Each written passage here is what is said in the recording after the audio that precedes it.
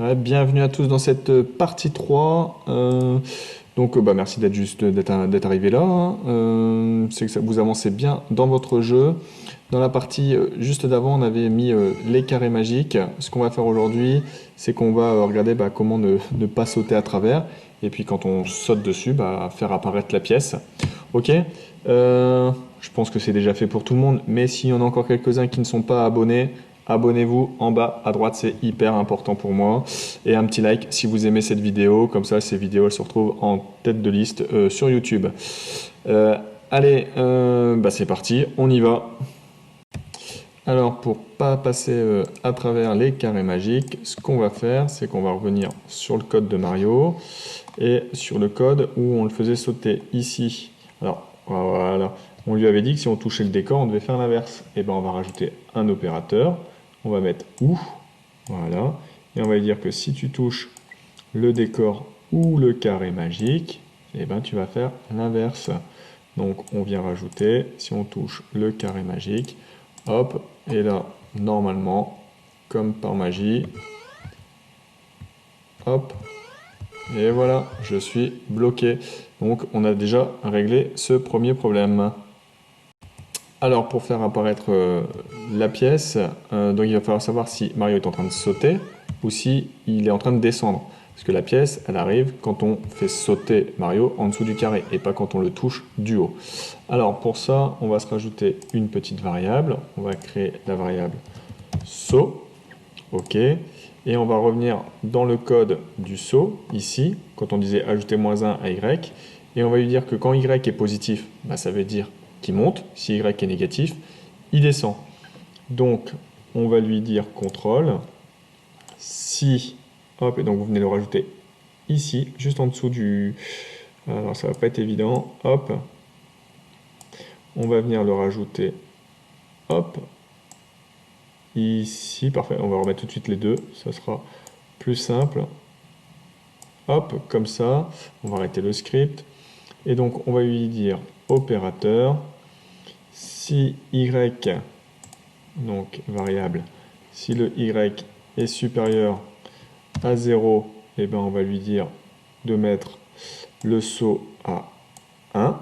Comme ça, on sait qu'il sera en train de sauter. Et si y, donc opérateur, inférieur à 0, y, hop, on va lui dire de mettre le saut à 0, comme ça voudra dire qu'il est en train de redescendre.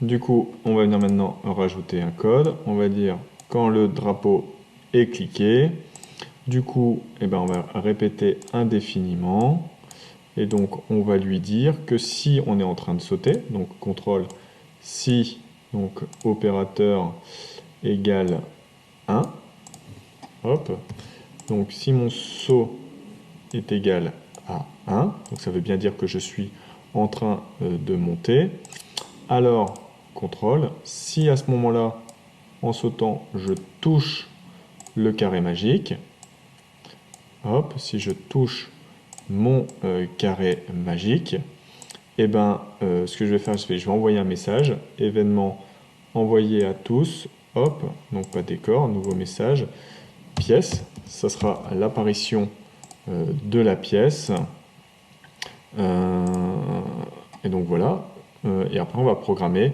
le message de la pièce. Alors déjà sur la pièce, ce qu'on va faire, c'est qu'on va reprendre le code du scrolling. Donc vous pouvez copier celui-là. On va ici sur la pièce, hop, on va enlever ce qui ne nous intéresse pas. Donc au début, c'est caché.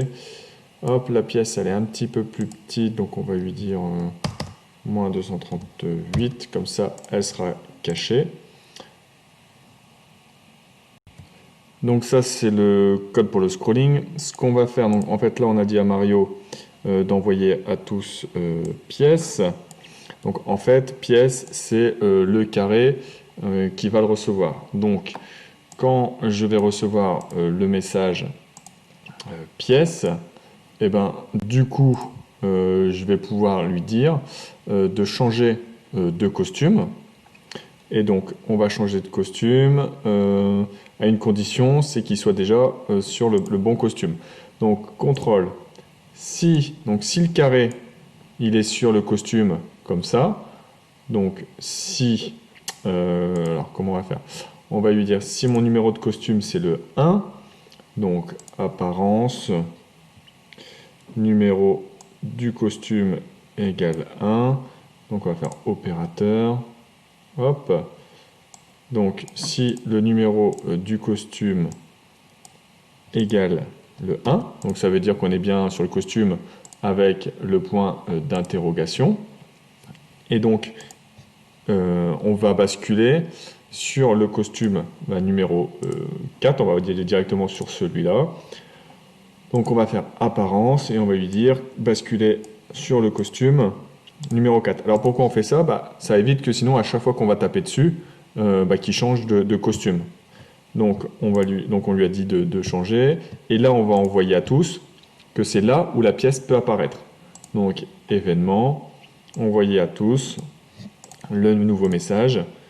Hop, apparition, pièce. Hop, moi j'ai tapé dans le vide. Apparition de la pièce.